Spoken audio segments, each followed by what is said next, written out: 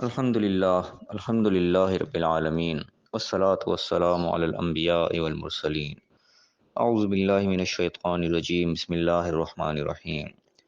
رب اشرح لی صدری ویسر لی امری واحلل عقدۃ من لسانی یفقہوا قولی واجعل لی وزیرا من اہلی۔ محترم سامعین، السلام علیکم ورحمۃ اللہ وبرکاتہ۔ الحمدللہ سورہ بقرہ کا مطالعہ ہمارا جاری ہے۔ آیت نمبر 57 تک ہم پڑھ چکے ہیں۔ آج انشاءاللہ آیت نمبر 58 اور 59 پڑھیں گے۔ اعوذ باللہ من الشیطان الرجیم بسم اللہ الرحمن الرحیم۔ وَإِذْ قُلْنَا ادْخُلُوا هَٰذِهِ الْقَرْيَةَ فَكُلُوا مِنْهَا حَيْثُ شِئْتُمْ رَغَدًا وَادْخُلُوا الْبَابَ سُجَّدًا۔ اور جب ہم نے ان سے کہا کہ اس گاؤں میں داخل ہو جاؤ اور اس میں جہاں سے چاہو خوب کھاؤ پیو، وَادْخُلُوا الْبَابَ سُجَّدًا، اور دروازوں میں داخل ہونا سجدہ کرتے ہوئے، وَقُولُوا حِطَّةٌ، اور حِطَّةٌ کہنا، نغفر لکم خطایاکم، ہم تمہاری خطاؤں کو بخش دیں گے، وَسَنَزِيدُ الْمُحْسِنِينَ، اور احسان کرنے والوں کو اور زیادہ دیں گے۔ اس آیت میں بھی وہی بنی اسرائیل سے خطاب ہے، انہی کا خطاب چل رہا ہے کہ مختلف اللہ تعالیٰ ان کو وقتاً فوقتاً احکامات دیتا رہا، مختلف ان کو نوازشات سے بھی نوازتا رہا، نعمتیں ان کو دیتا رہا، اور ساتھ ساتھ کو ذمہ داریاں بھی ڈالتا رہا، لیکن مسلسل جو ہے نافرمانی کرتے چلے آ رہے تھے، جس کی وجہ سے ان کے ساتھ ساتھ سزائیں بھی ملتی رہیں۔ ان واقعات میں یعنی کہ ہمیں یہ سبق نظر آ رہا ہے کہ اللہ تعالیٰ جب کوئی نعمتیں دیتا ہے ان کے ساتھ کوئی ذمہ داریاں بھی ڈالتا ہے، لیکن جب ذمہ داری انسان پوری نہیں کرتا پھر اللہ کی طرف سے سزا آتی ہے اور وہ نعمت بھی گویا کہ وہ چھین لی جاتی ہے۔ تو یہاں پہ بھی ان کو ایک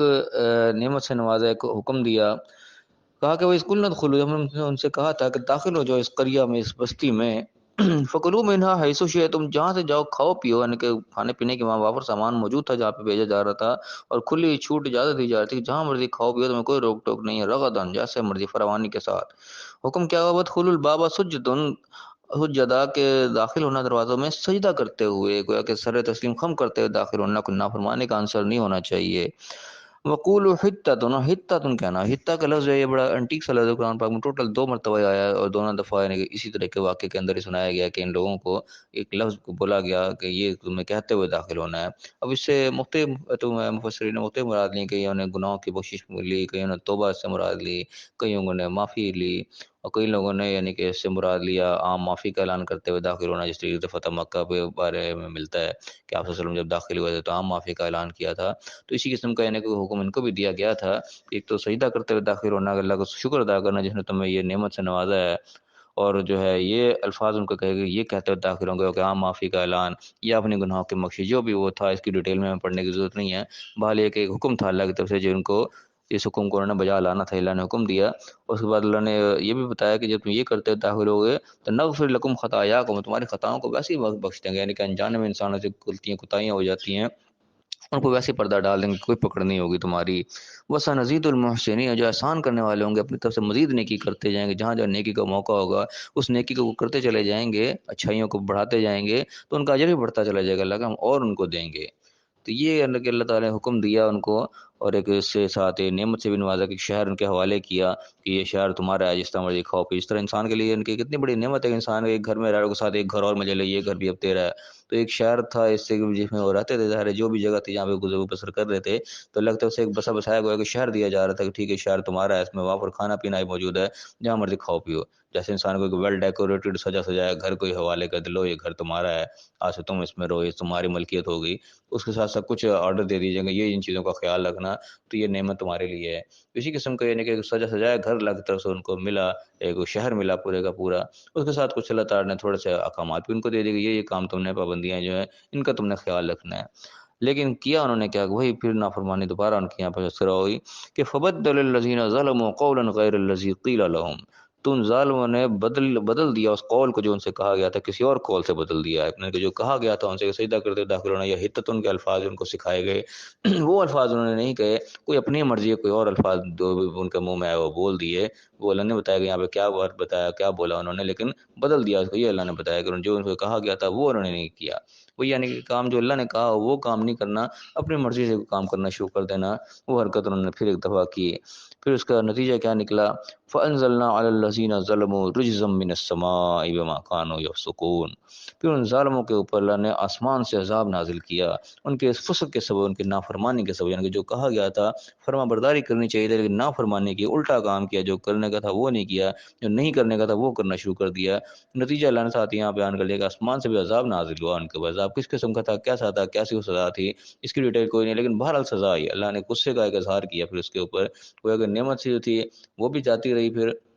اللہ کی طرف سے الٹا سزا آ گئی۔ پھر یہاں پہ بھی اللہ کے وہی سزا و سزا کا قانون اللہ تعالیٰ کا یہاں پہ نظر آ رہا ہے کہ اللہ تعالیٰ جب ذمہ داری ڈالتا ہے تو وہ ذمہ داری کو جب پورا نہیں کیا جاتا، اس حکم کو جب پورا نہیں کیا جاتا، پھر اللہ کی طرف سے اس کا قانون ہے، پھر اس کی طرف سے سزا آتی ہے۔ پھر اگر آج ہم بھی کسی پریشانیوں میں، سزاؤں میں، مشکلات میں گھرے ہوئے ہیں، ہمیں بھی اپنے آپ کو جائزہ لینا چاہیے کہ اللہ نے ہمیں کیا کیا احکامات دے رکھے ہیں، ان احکامات کو ہم پورا کر رہے ہیں یا نہیں کر رہے، کون کون سی اللہ تعالیٰ نے نعمتیں سے نواز رکھا ہے، ان نعمتوں سے ہم بہرہ مند ہو رہے ہیں، اس سے فائدہ اٹھا رہے ہیں یا نہیں اٹھا رہے۔ تو جب نعمتوں سے ہم اللہ کی دی ہوئی فائدہ اٹھا رہے ہیں، اللہ نے جو احکامات ہم پہ دے رکھے ہیں ان کو ہم خیال نہیں کر رہے، تو یہ اللہ کے بار بار یہ واقعات سنانے کا مقصد یہ ہے کہ ہم آنکھیں کھولیں، دیکھیں کہ اللہ کا قانون کیا ہے،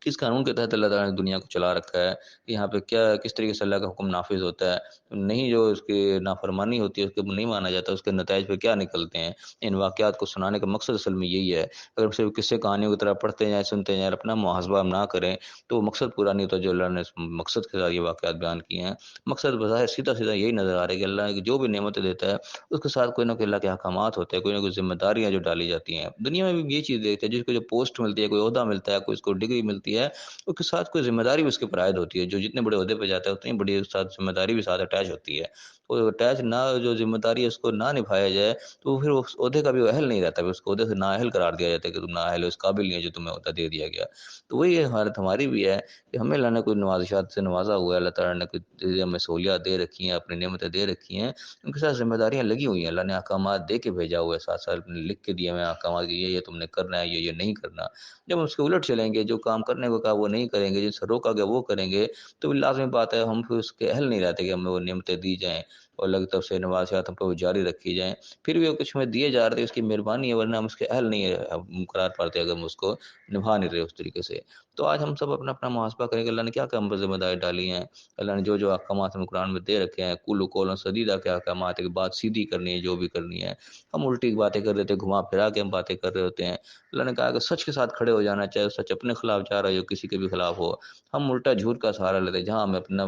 نقصان نظر آتا ہے ہم فلانی کرنی کترا جاتے ہیں، عدالتوں میں سیدھے سیدھے جھوٹی قسمیں اٹھائی جاتی ہیں، قرآن پہ ہاتھ رکھ کے جھوٹے جو ہے ایسے بیانات دیے جا رہے ہوتے ہیں۔ اللہ سچ بولنے کو کہہ رہا ہے، ہم جھوٹ بولنے کو لگے ہوئے ہیں۔ جھوٹ سے اللہ نے سراسر منع کیا، لعنت اللہ علی الکاذبین کے الفاظ قرآن میں، لعنت پڑ جاتی ہے جھوٹوں پر۔ ہم جانتے بوجھتے ہوئے جھوٹ بول رہے ہوتے ہیں، جانتے بوجھتے ہوئے لوگوں کو دھوکہ دے رہے ہیں، مال کھا رہے ہیں، کون کون سی برائیاں آج ہمارے معاشرے میں نظر نہیں آتی۔ تو سارا کچھ وہ ہو رہا ہے جو اللہ کے حکموں کے خلاف ہے، تو اللہ کا عذاب پھر کیوں نہ آئے؟